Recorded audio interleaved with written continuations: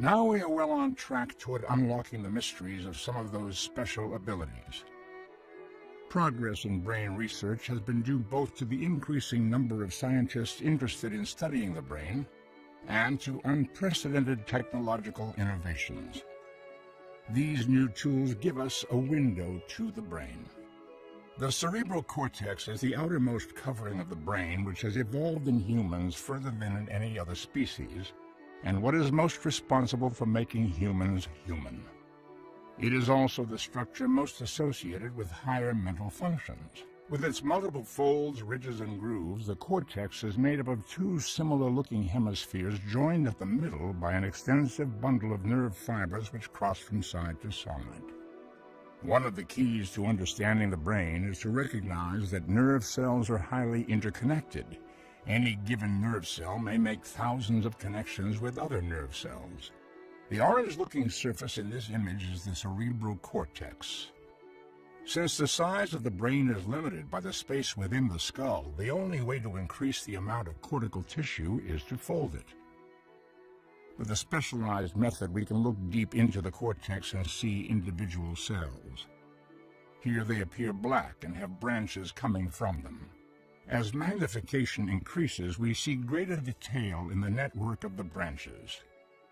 These are dendrites, which are the appendages of neurons which will receive synaptic connections from other cells. Connections are made with another specialized process called an axon. The place where communication occurs between an axon and a dendrite is called a synapse. Synapses are the communication links between neurons. Remember, thousands can occur along a single dendrite. Understanding how neuronal communication occurs at the synapse is one key to understanding the most interesting questions, like how memories are stored and how learning occurs.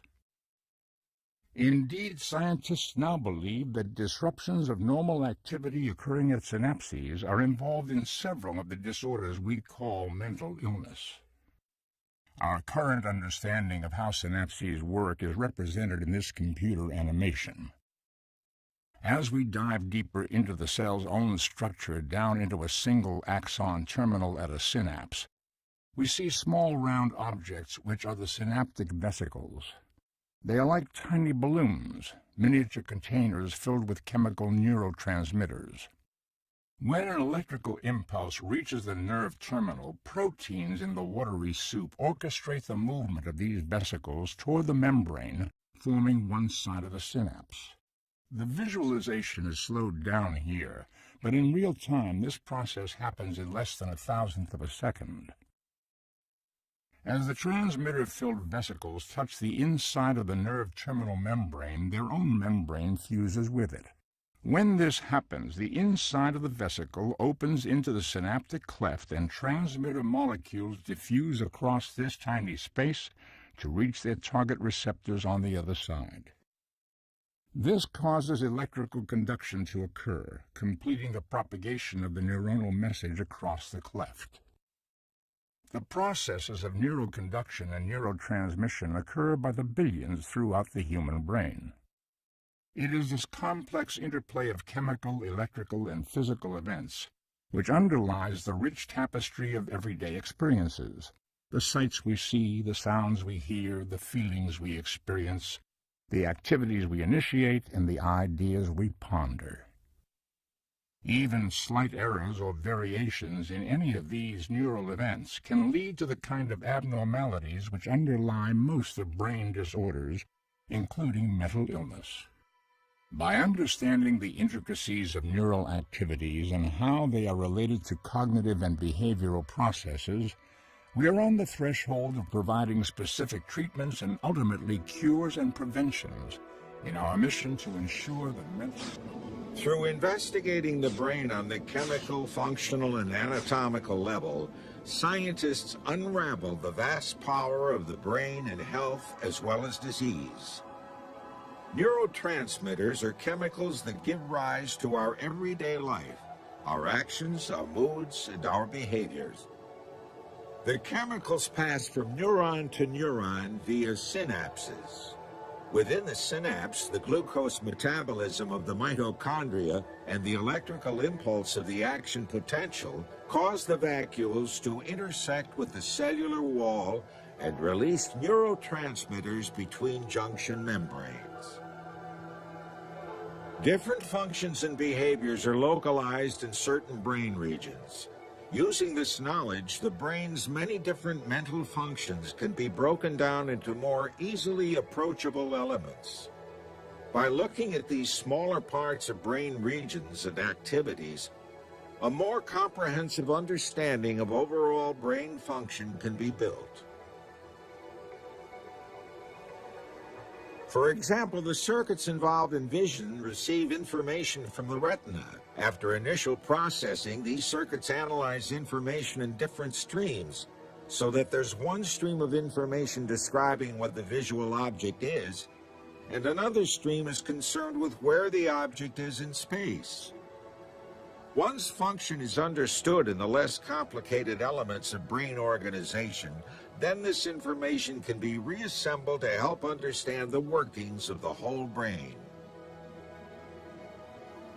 Laboratory rats guide researchers to form a better understanding of complicated brain processes. For example, studying the rat within a maze helps uncover general principles about learning that can be applied to many species, including humans. Rats are good at remembering where things are and how to get them.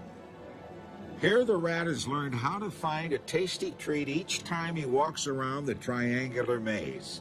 But there's a catch. He has to turn in the maze in the opposite direction from the last try in order to get his treat. First left, then right, then left, then right. Using sophisticated techniques, it's possible to listen to the sounds of groups of brain cells firing before the rat makes his left-right decisions. Listen how the neurons fire very quickly just before he makes his turns. That is the sound of his brain cells remembering where the treat is and where to get it. The lessons learned from the rat can be used to understand a similar process in the human brain.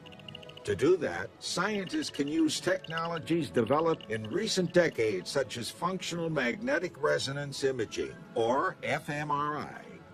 This allows the imaging of functional activity in the living brain. The fMRI machine makes it possible to take pictures of activity within a living brain. This is not a picture of the neurons or pathways, but instead it's an image of the activity occurring among those neurons and pathways. This is an indirect approach as it uses a marker for neuronal firing. In this case, it detects blood flow and blood oxygenation to provide maps of brain activity. We can see the localized increases in blood flow as the brain capillaries expand in size. Blood flows more rapidly through a larger tube. This increase can be used to map brain activity in response to specific tasks and stimuli, like remembering. As with all other organs, the brain is subject to malfunction. Complex problems like understanding depression and schizophrenia can now be addressed using these and other techniques. Here's an example of the kind of information we get when comparing the brains of normal and mentally ill people. The image on the left is from a normal subject. On the right is a schizophrenia patient, where we can see the vast differences in the amount and location of brain activity. Clearly, several systems, including higher cognitive processes, hearing and movement, are impacted in this disease. Imaging provides a way to identify how the brain processes information differently in schizophrenia. As scientists are learning more about brain circuitry, they are learning more about which circuits are involved with specific tasks. This makes it possible to compare brain regions in healthy people and people with mental illnesses. However, mental disorders are very complicated and still not well understood.